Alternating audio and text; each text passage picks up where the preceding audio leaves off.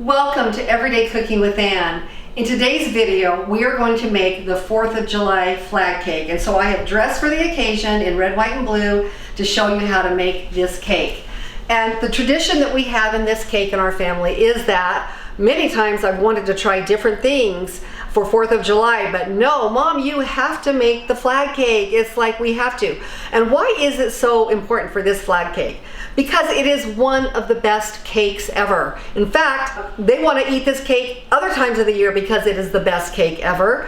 And as a matter of fact as well, I have made this cake in other ways where I've put different kinds of fruit on top with the same frosting, the same cake, just to make a different twist on it. And it is a huge hit wherever I make it. So this should be one of your family favorites. And the best part of doing this cake is that even if you're not an expert cake maker, and I'm not an expert, but the cakes I do make actually look pretty amazing.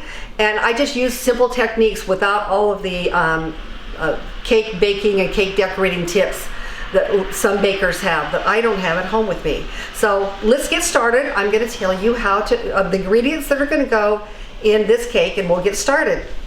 Okay, we have, for the cake portion, we have eggs, we have sugar, we have salt, we have cornstarch, we have unsalted butter, and we have flour. And that's how we're going to make the cake, with a little bit of vanilla as well. The second portion of the cake will be making cream cheese frosting and getting that prepared. And then the third portion of the cake is decorating with our blueberries and raspberries for our flag cake. Okay, so let's get started. Okay, I did forget to show you and mention another ingredient in the cake that's extremely important, and that is 1 cup of sour cream. And I'll be showing you when we'll be adding that into the cake in just a moment.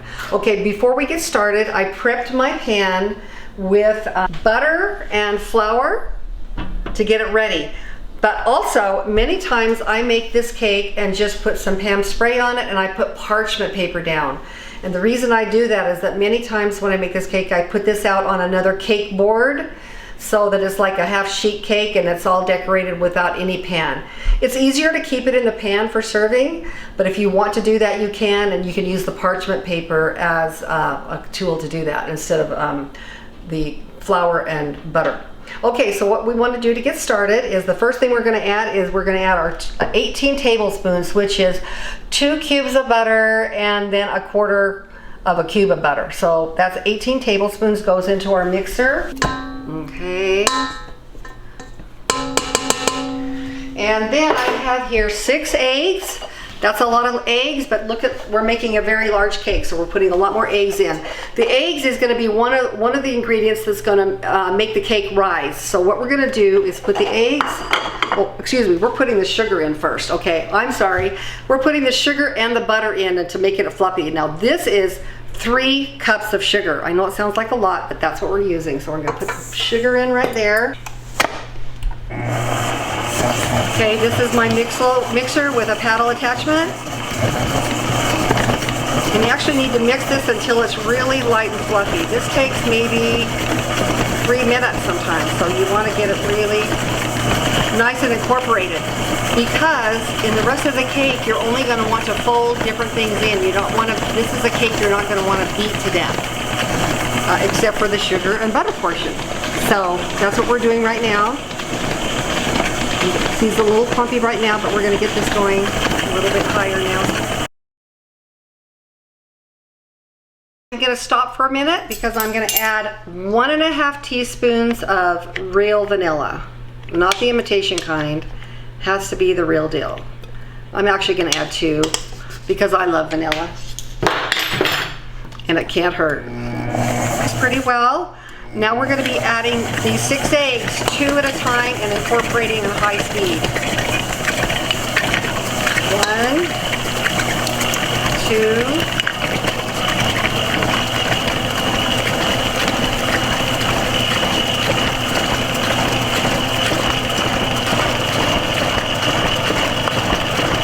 now these are large or extra large eggs. I'm going to add 2 more. At low speed, because you don't want the eggs jumping out of your pan, your bowl either. Mix those slightly.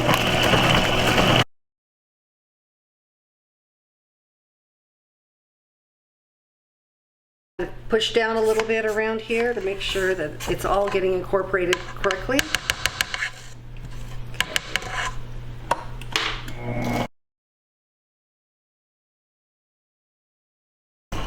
This is all creamy and very light yellow colored. That's what you want it to look like after you've beaten it quite a while. Probably, maybe we did 2 or 3 minutes on that, adding all those eggs as well. Okay, so now we're gonna add the 1 cup of sour cream.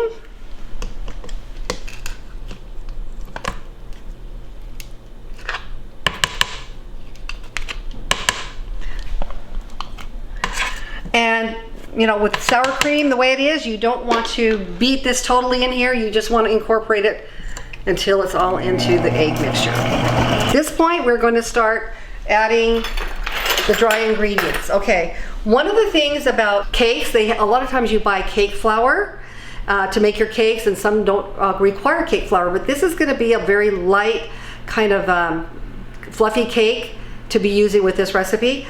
And it's kind of like a hot milk cake if you've ever tried that. That's in my recipe book as well. This recipe also is in my book, just so you know.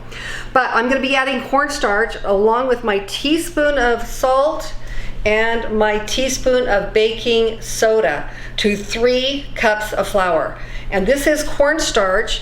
This is what makes it more of like a cake flour rather than a regular flour, is the added cornstarch. That's what they add in their cake flour. And I've already pre-sifted this with my wire whisk, because you want to make sure, especially when making cakes, that you don't have any clumps in there. So I'm adding all of the dry ingredients to this, and I'm making sure that there's nothing in there that's going to keep this from adding a very silky texture to the cake. So now that that's incorporated, I'm going to add this a cup at a time because I don't want to, you know, get flour spilling all over from trying to put it in with the bowl. So we're going to add this a little bit at a time, and just so it's barely incorporated.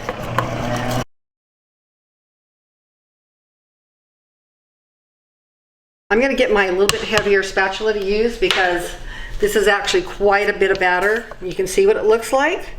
It's kind of thick, but that's okay. I'm going to add this to my prepared cake pan. Now this is a half sheet pan that's a size 15 by 10. You can use, you know, another size, the 18 by, I forget what it is. It's a little bit smaller, half sheet pan. But this is the size I've been using because these are the size pans I have on hand for all the other baking and roll making I use.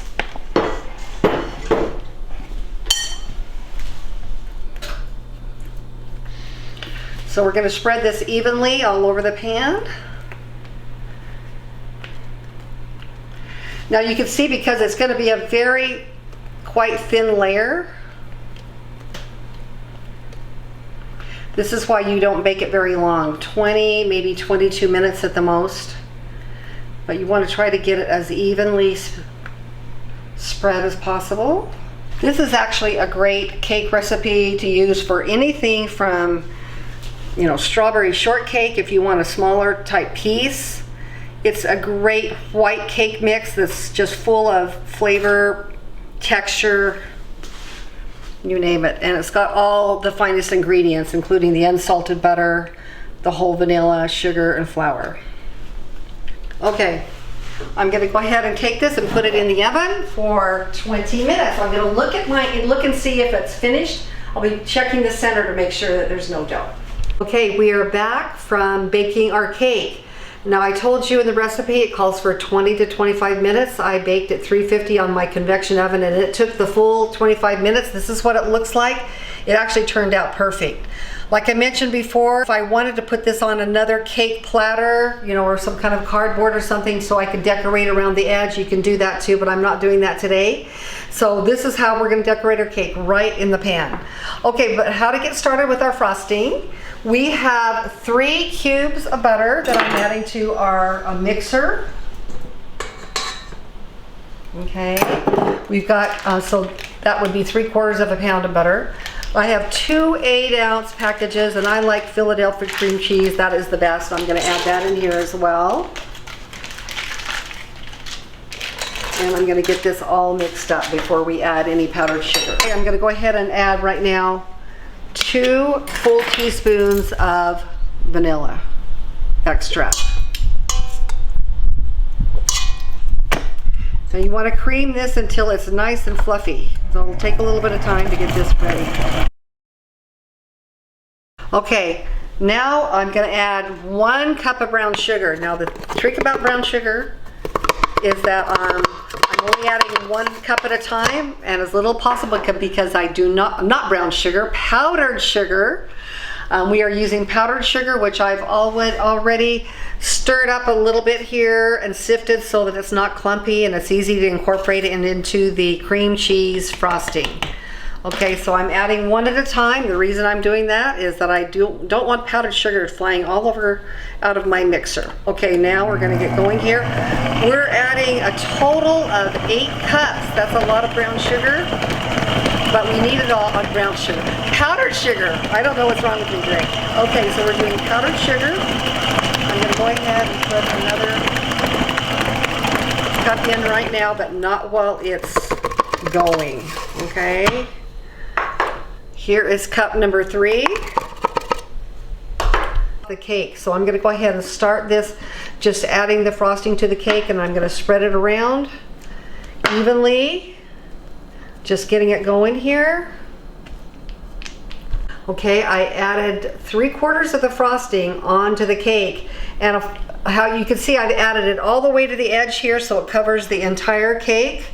It's just nice and smoothly taken care of right here. I put the rest of the frosting inside of a quart size Ziploc bag. And what I'm going to do now is just snip the corner off here. It makes a nice little edge that you'll see that we're going to start putting onto the cake. Now what makes this cake so great is that not only do you have lots of frosting here, but you'll see how I'm adding frosting to this to make it all work out nice, the same height and everything for all the berries and the frosting. So the first thing I'm going to do is I'm just going to cut a little square to make where the stars are supposed to be. So I'm going to go ahead and do that. I think I'm going to make it about this big and about this. Actually, people like a lot of blueberries, so I might make it just a little bit bigger. You have a lot more raspberries than you have blueberries on this cake. So this is going to be where our bottom of the blueberry, and I'm going to start making rows right here with this. I'm going to tell you a little bit about the raspberries. I've already gone and washed and thoroughly dried. Now raspberries, you do not want to have any moisture in your raspberries, especially because they're a very delicate fruit. And so you need to wash them very carefully and dry them. Make sure they're completely dried before you add them to the cake, because you don't want them leaking out onto the frosting. Then we'll show you. Okay, now I'm going to start my row of raspberries. These are the stripes that we're going to be making on the flag cake. Okay, we've actually started the cake, and I'm going to show you the progression that we have. This is our blue background for the stars, and we have 2 rows of raspberries. Then I have 2 rows of just swirling along, and I'm going to show you how I do that in a minute. So 2 rows of frosting, 2 more rows of raspberries, 2 more rows of frosting, and now I'm making my 3rd row, which now hugs the blueberries. So now I'm going to go around and just intermittently place little stars.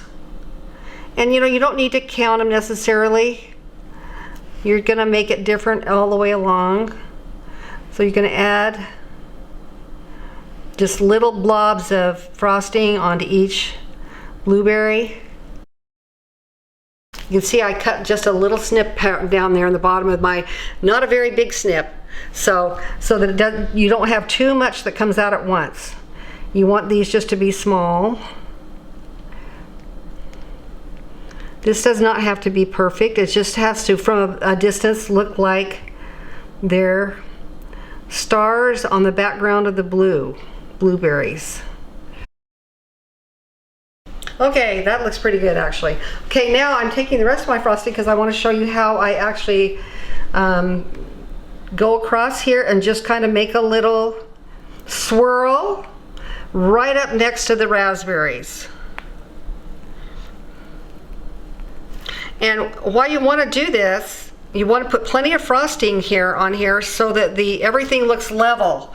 So that it doesn't look like you're swooping down to do a little bit of something and then come up to the raspberry. So you want to match the raspberry height with your frosting.